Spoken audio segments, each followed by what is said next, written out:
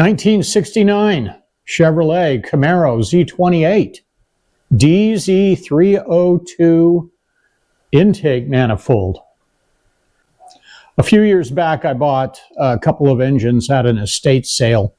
They were on an open trailer covered in plastic. I didn't really look at them. They were cheap. I just bought them. One engine had this ridiculous intake manifold on it.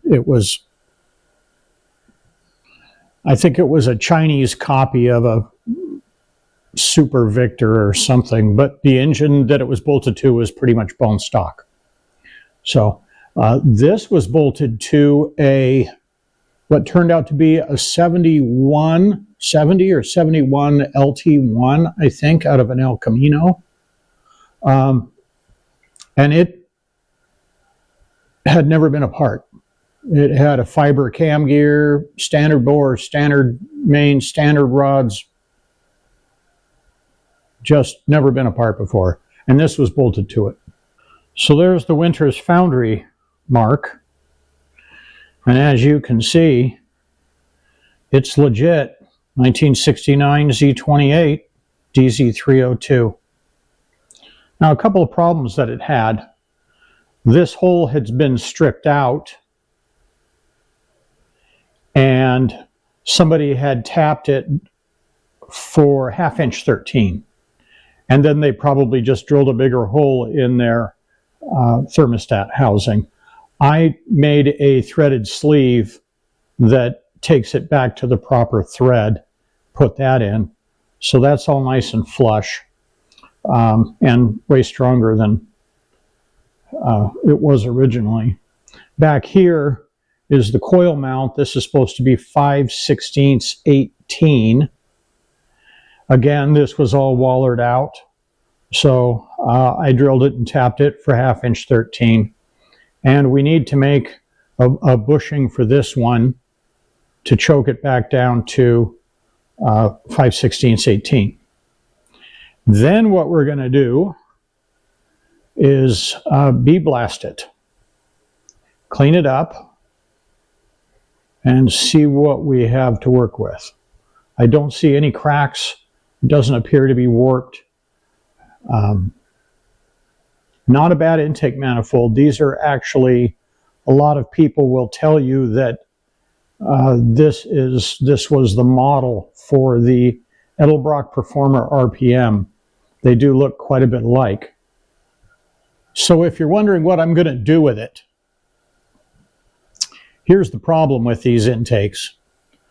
Because it has this number, and it is a legit DZ302 intake, some people will pay quite a bit of money for this, to the point to where I could probably take that money and go buy 2 decent used intake manifolds. So I don't know that I'll keep it or not. I may, depending on what it looks like when it's done, I may sell it and just go buy an air gap and pocket the money, pocket the change, or I may use it. I may put it up for sale and I don't get any bites, and I just let the market make the decision that I'm not going to get rid of it. Let's get a sleeve made for this, and then we'll see where we're at. This is my 1950 Logan lathe. It's used and abused. It's not very rigid. It has a leather strap for a belt. It's almost comical to use, but you'd be surprised how many parts I've made with it. First things first, whenever you're running a lathe, don't have your strings hanging out. Next, make sure you don't have anything up here that's going to rattle over, fall into the chuck. Don't leave the key in the chuck. That's a good way to chip a tooth.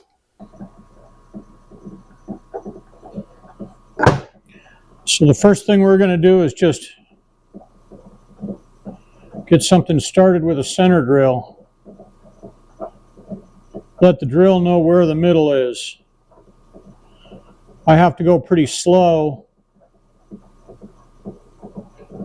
with this because of the lack of rigidity with this machine.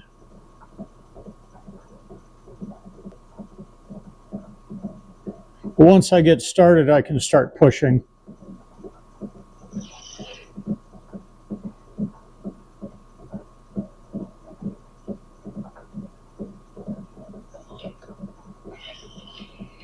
And my tailstock is off a little bit. This machine gets little to no attention, very little love.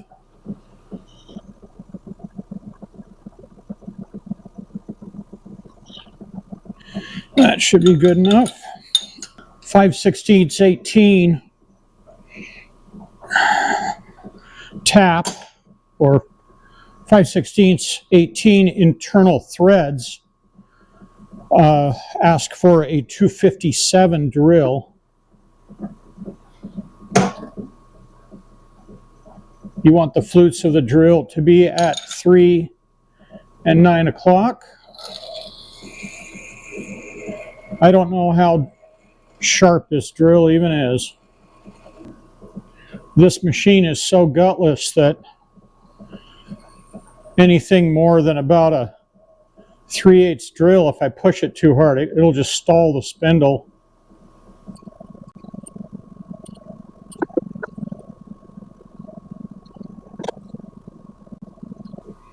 That should be plenty deep.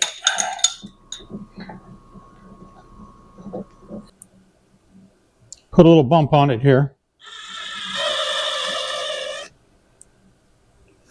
Helps the tap get started.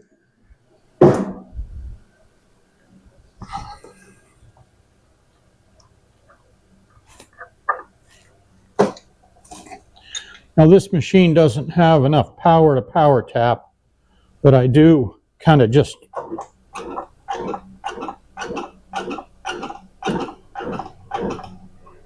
go until it isn't happy anymore.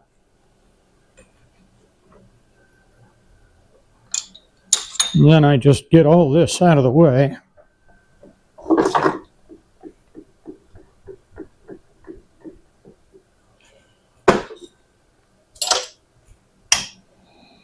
Throw a handle on her.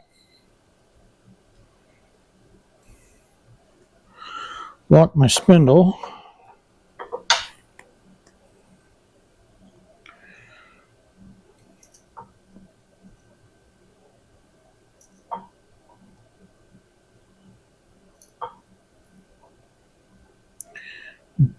Take my time. You break a tap off, you have to start all over again.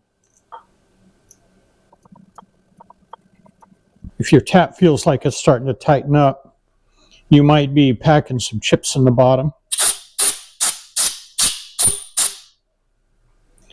Doesn't hurt to clean things up a little bit.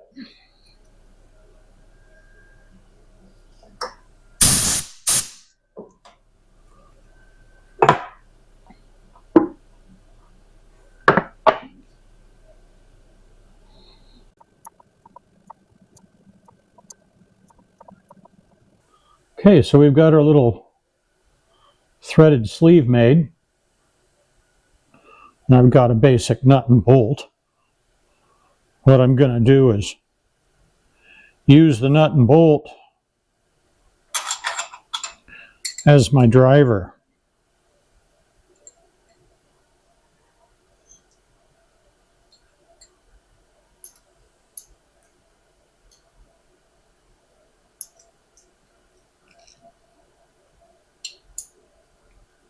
Next, we're just going to put some Loctite on it.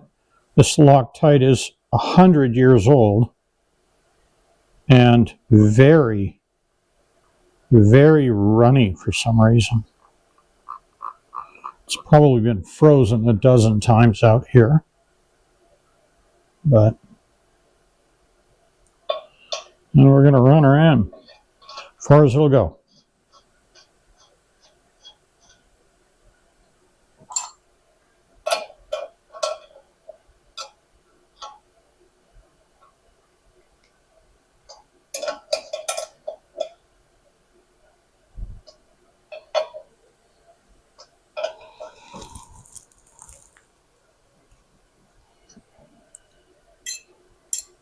That feels like it's slipping, because it is. There it is. That's the bottom.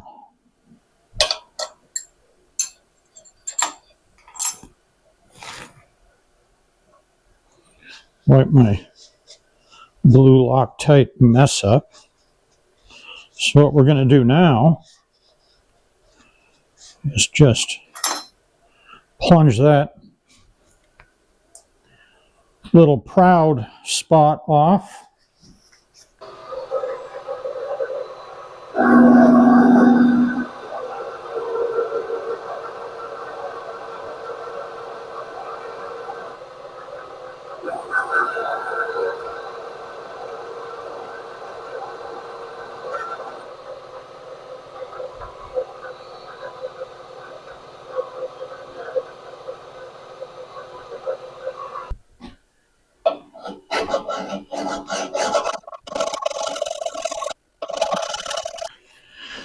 Give her another little bump.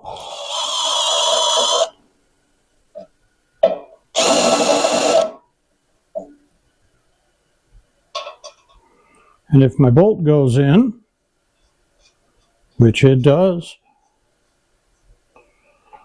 that's fixed.